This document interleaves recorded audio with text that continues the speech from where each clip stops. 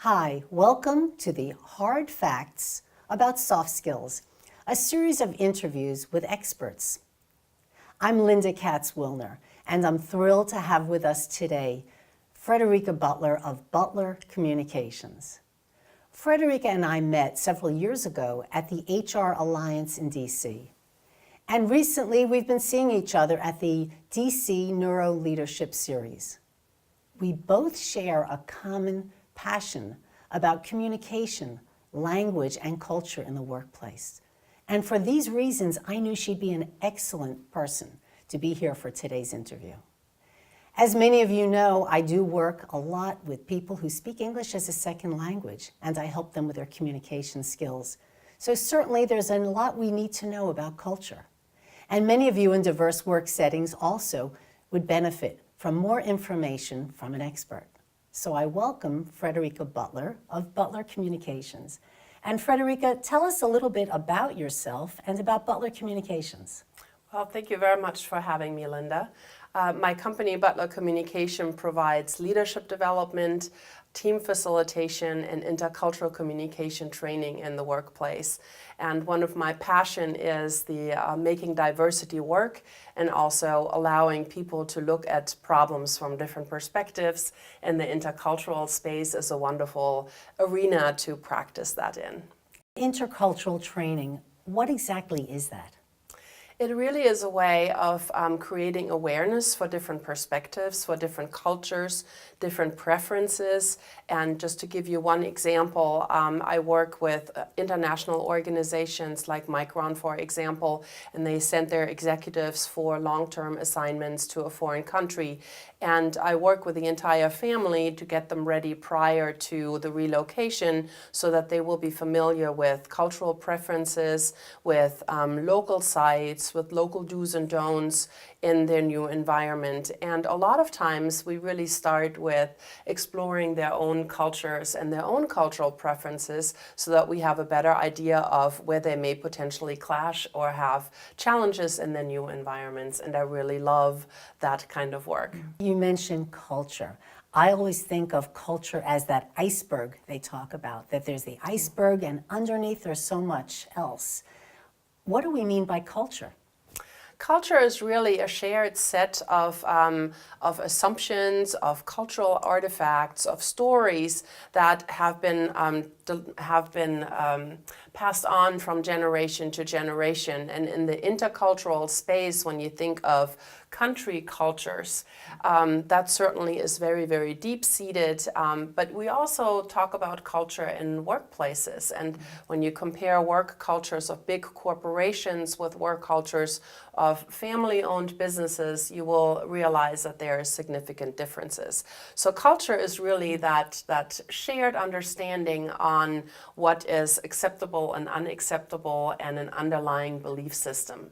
And some of that can be seen in artifacts. It can be the pictures or the quotes on the wall in an office space. It can be the mission statement on the website, but a lot of times it's the unwritten rules of conduct in an organization or in a country that trip up people the most. And as you say that, it makes me think also about the culture of professions. Like there's the medical culture or the legal culture, and that brings something else to the table, doesn't it? Absolutely, different leadership styles in different industries. Not that you would want to stereotype in that, but that certainly plays into that as well. And that's a good point you just made about not stereotyping. And I guess we have to learn not to do that when we're dealing with different cultures. How did you get into this? Well, it really was by happenstance. I had the privilege and honor to open the first American sales office for a German luxury cruise line in the mid-90s.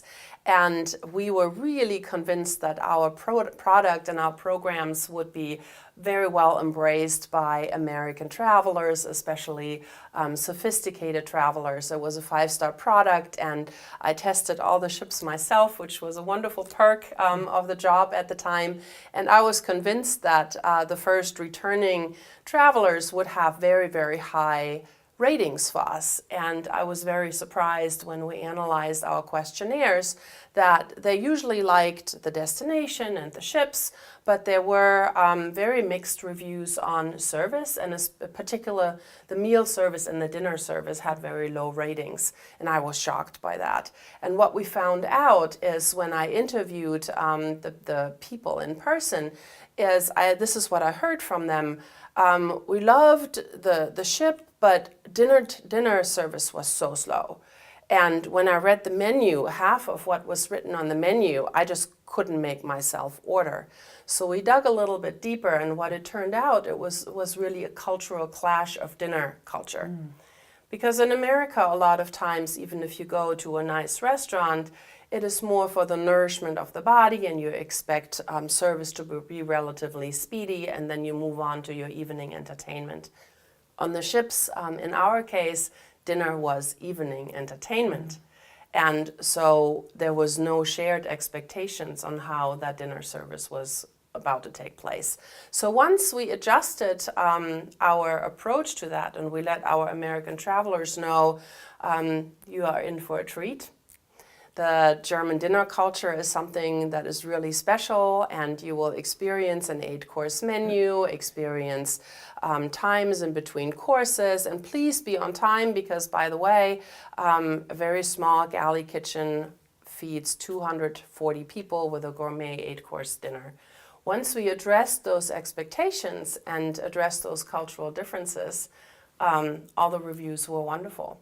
So that really piqued my interest, and I started to think about where else in the workplace or in intercultural communication are these hidden, unmet expectations that then trip us up and we're not able to enjoy a situation to its fullest. And I went back to school and actually studied it, intercultural management and intercultural communication, and I love that field. I do a lot of work, or in the past I've done a lot of work in healthcare and working in hospitals. And in the speech pathology profession, it's very important, we've been told, to have cultural competency. So we understand our patients and our clients and the different needs they may have, and we need to approach maybe one culture differently from another. Is that what you're doing? Is it cultural competency, or does it go even deeper than that? It goes a little bit deeper, but let me respond to your cultural competency for a moment. Cultural competency plays a role when I am dealing with somebody from a different cultural background and I can anticipate certain behavior. For example, if I am in a team meeting with a predominantly Asian audience, I have to consider that maybe they do not feel as comfortable in a brainstorming session as their American counterparts would. They may also not be as willing to come to be forthcoming with negative feedback or with telling the manager that something cannot be done. So I have to be very aware in what situations I put that Asian team in so that they can operate to the best of everybody's benefit, and that I can take certain cultural preferences into consideration. Friderike, do you train people on adapting different cultural behavior? Not really. I am more interested in them understanding what the cultural differences are, maybe adapting their style a little bit to accommodate for that, but for them to be authentic, they can't completely let go of what their own cultural background is. That would take them years and years and years to do that authentically. But I do want them to be aware and potentially adjust what they say and how they engage with other people. So it's less about completely changing their behavior as to adapting to bring their audience in. And in my intercultural training, I also teach less about the do's and the don'ts, although that is part of it. It is really more understanding the bigger underlying cultural differences so that they can anticipate better. If I were to limit myself or limit them to just learning the do's and don'ts, then you have a finite list of things that you can think about, but it doesn't allow you to anticipate unforeseen situations. Versus having an understanding where that cultural preference is coming from and where it is seated, that will then allow you to respond creatively in a situation that you have never seen before. And this is interesting because it's a parallel to what I do with accent modification, because we don't want to eradicate people's cultures. That's truly important, but for them to understand maybe where they might trip up or somebody might not understand them, and so they may modify certain parts of their behavior, but we're not trying to make everybody exactly the same, because that certainly would change the texture of the workplace if everybody were exactly the same. So it sounds like that goes along with what you're talking about too. I just do it with a speech, and you're doing it in many other ways as far as their working style, correct? Does that make sense? That's absolutely correct, yes. And you don't want to lose the power of diversity. You don't want to lose the power of perspective, of different perspectives. Can you give me an example of a case that you might have worked with in some situation? Without naming companies and without naming names, of course, I sent a family over to Japan. And in Japan, hierarchical thinking is very important. So to send an American manager who is trained in the traditional American business and management style over to an Asian country, in particular Japan, required a lot of looking at different team dynamics, looking at different structures of reporting, at different ways of engaging with the team. And that manager was really, truly surprised and how deep-seated the differences were and how creative he needed to be in order to engage with his new team. And he was very grateful for the training. And I heard later on from him with a quick email after 6 months that he was able to navigate a couple of really treacherous situations, and he was grateful that he had that intercultural training to fall back on. You mentioned something about the hierarchy, and I know there are dimensions, and there are some thought leaders out there who talk about ways to look at culture. Can you talk a little bit about that? Yes, one of my go-to researchers is Gerhard Hofstede, and he developed the 6 different dimensions upon which he then did a study with IBM in different countries where they fall in ambiguity avoidance, uncertainty avoidance, hierarchical thinking, or what he calls power distance. He talks about the preference for time, whether time is linear or time is circular. So he talks about different dimensions and did a lot of research around that. Another person that I really enjoy is Erin Meyer, and she came up with the culture map. And one grid that I found highly fascinating is when she compares a preference for indirect communication style versus direct communication style, and then compared that with high context communication and low context communication. And then she plotted all the different countries on that graph. And you can see that the Netherlands, Dutch, is on polar opposite to Saudi Arabia and Japan.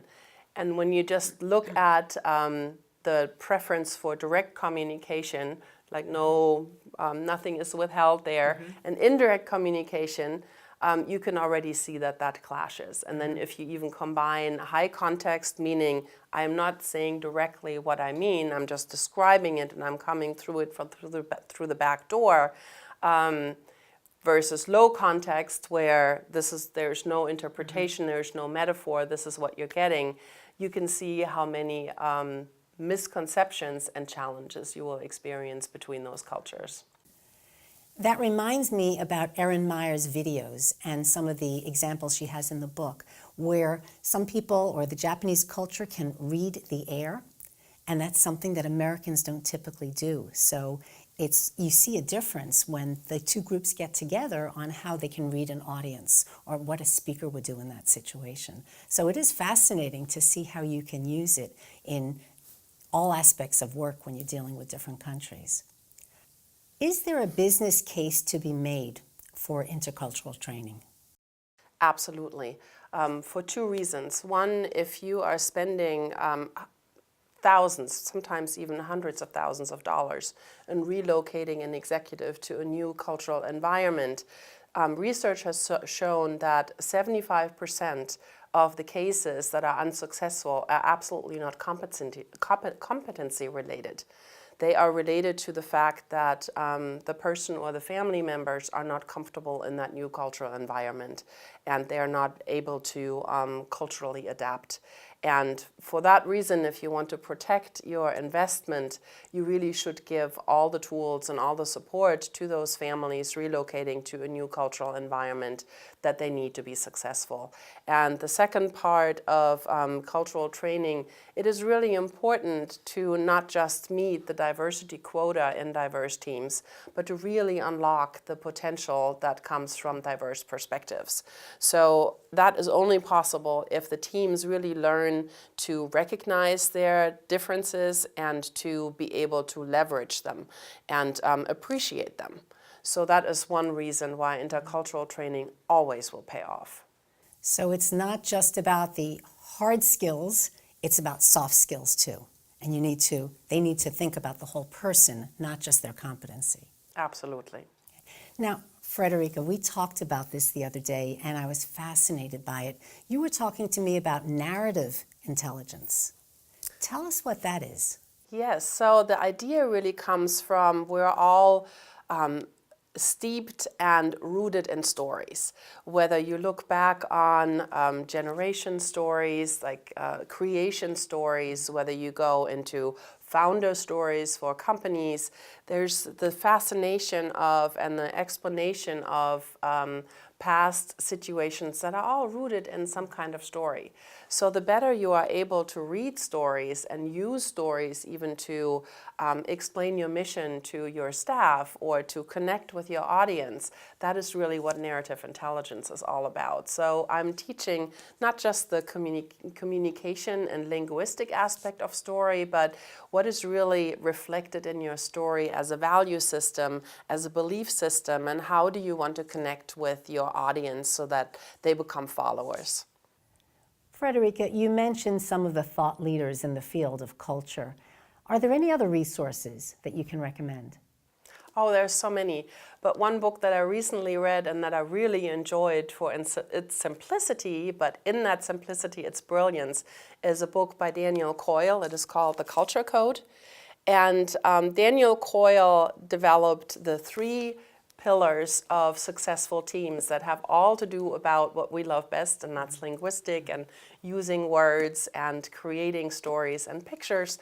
And his premise is, in order to create a successful team, you need to build safety, you need to share vulnerability, and you need to create purpose.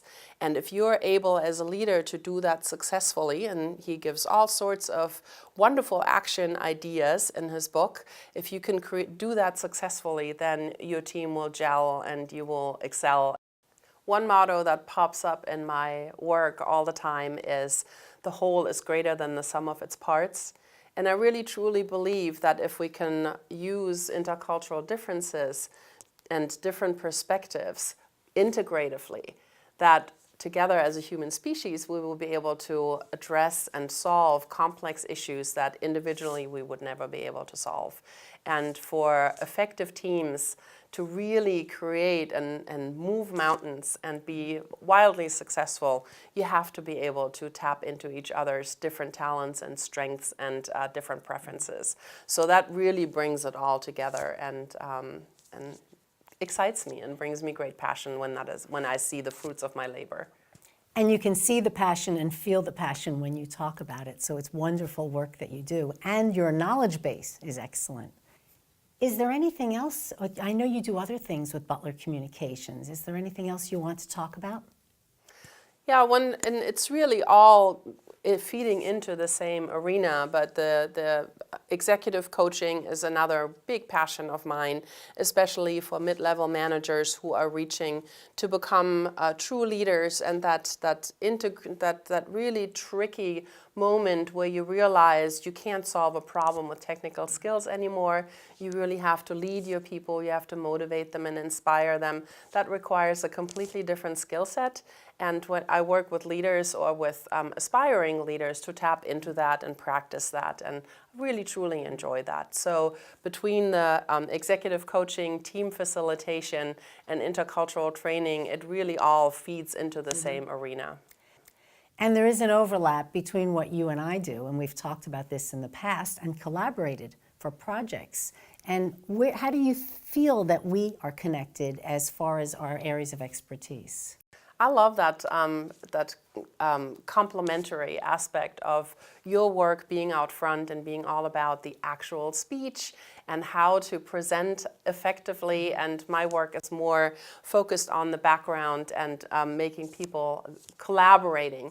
But it's all about the words and the words that we use, the stories that we create, and the impact that we're having. So I love working with you. And it helps our clients get better, and that really is the goal, right? That we can put together our areas of expertise, both the communication and the intercultural training and the leadership skills that you have, and bring them to the executive or the client so that they become much better communicators. And that fits our passion, right? Absolutely. Friderike, thank you so much for joining us today. Your expertise in this subject matter is quite apparent, and it's been a pleasure asking you questions and hearing and learning about different aspects of intercultural training. And as you can see, learning about culture is a critical skill and part of what we need to do to have hard facts with our soft skills, because it's not just about having the expertise, as Friderike mentioned, it's about putting it all together and be functioning in a harmonious way in the workplace. So thank you again. It's been a pleasure. Thank you very much for having me.